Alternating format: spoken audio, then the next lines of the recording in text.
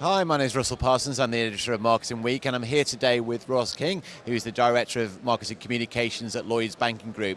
Ros has just delivered a fantastic and very important presentation on the Marketing Academy stage about diversity and representation in advertising and marketing.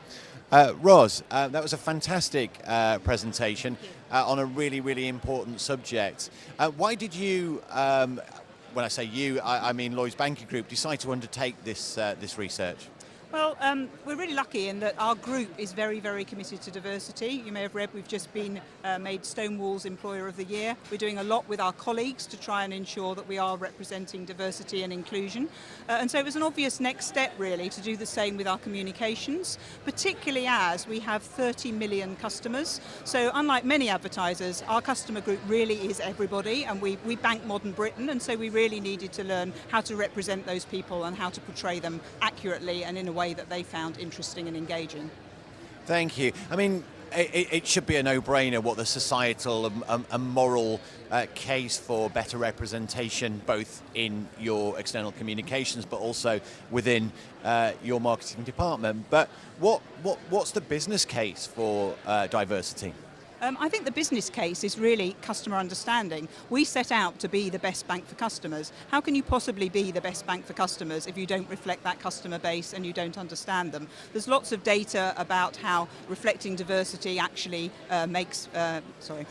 reflecting diversity actually pays dividends for companies. I know McKinsey did some work about the importance of ethnic diversity amongst senior management. I think we just, as a company, we buy that diversity is important, and we wanted to find out how important it was in advertising and whether this really would make a difference or not. And the findings are definitely that we have a very open door. People want us, our customers want us to reflect modern Britain, and indeed they expect it.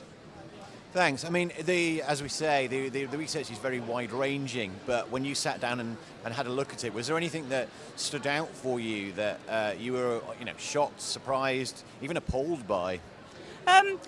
I guess there's one big thing and perhaps some smaller things. The one big thing was that everybody in Britain, including heterosexual white people in four children families or whatever, feel that British advertising doesn't reflect them. So I think there's a really big job to do in advertising that's trying to reflect people, to get better ethnography, to really understand how people live their lives and to reflect them more accurately.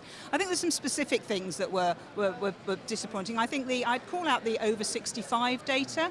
I mean, that's such an important and growing group. It's an affluent group. Attitudes to retirement have changed markedly, and I think we're quite out of kilter with how we portray old people. The reality of how people over 65 are living their lives is not that they're sitting indoors, technophobic, doing a bit of gardening. They're out there, they're living their lives, and I think we need to reflect that a lot better. Thank you for that. If you were going to pick one thing or one group of things that are your key takeaways, or key takeaway even from the report, what would that be?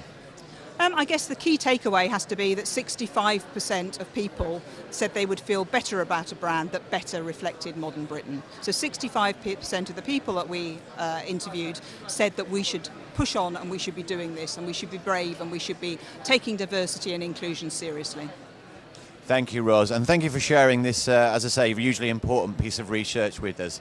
Thank you, and I'll be back later with more interviews.